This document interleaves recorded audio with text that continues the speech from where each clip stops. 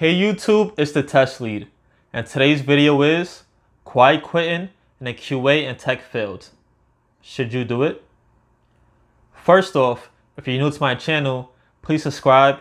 I make content on helping you on your QA and automation journey. I also have a new book on QA must-know terminology. A link to that will be in the description box below. Now back to the video.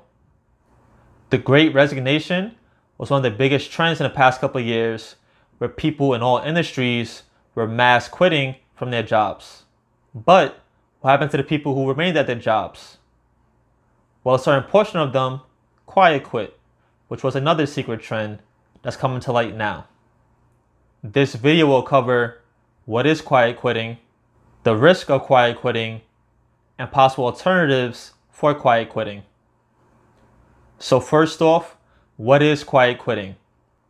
Honestly speaking, you might have quiet quit your job years ago without realizing it, or without realizing the name for it. Quiet quitting is the process as an employee where you are doing the bare minimum possible not to get fired. Quiet quitting is basically you just going through the motions every day and then collecting your check every 2 weeks. In short, you're doing the opposite of being an overachiever, which is ironic because normally in the QA and tech field, people strive to be overachievers who work 20+ hours a day just to stay relevant and keep their career. Some common reasons for quiet quitting include being burned out from your job, feeling underappreciated at your job, having no work-life balance, and seeing no room for growth in your current job. So everything sounds cool. You can quiet quit, do the bare minimum, and you're stress-free again. So what's the problem? There are risks that come with quiet quitting, of course. Every day, there are new talks of recession and higher interest rates, which leads to mass cutbacks and firings, especially in the big tech companies. Now let's say your job is deciding on who they should fire. They have this person who just does the bare minimum, and then another employee who actually seems to care about their job. Who do you think is more dispensable? The bare minimum person. So realistically, they're probably gonna fire you first. The next risk is if you're part of a team. If you are part of a team, quiet quitting leads to burnout from your other team members. If your team is trying to meet a deadline and you're doing the bare minimum, they may have to compensate for you in a large way, leading them to work a lot of extra hours, and then they become burnt out. Depending on how obvious your quiet quitting is, this could lead to resentment and tension in the workplace. There could also be a lot of internal negatives about quiet quitting.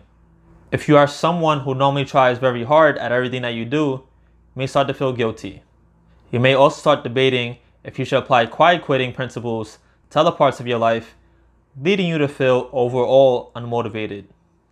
And now finally, quiet quitting alternatives. So I'm not going to bash quiet quitting without giving you a positive alternative to quiet quitting. Because me of all people, I'm an advocate of work-life balance. Work should not consume your life. You should still be able to enjoy your life, have a social life, and everything else. So instead of quiet quitting, you might want to consider some of these alternatives. Start taking more breaks away from your computer. Go for walks and do other activities to give your mind a break. Actually use your paid time off, lunch breaks, and sick days for you time. Taking a sick day because you are feeling stressed and overworked is legit. Set hard boundaries between work life and the rest of your life. This may mean you don't answer emails after a certain time, or your work phone is only used during work hours. Set dedicated time for family, friends, hobbies, and anything else that is important to you in your life.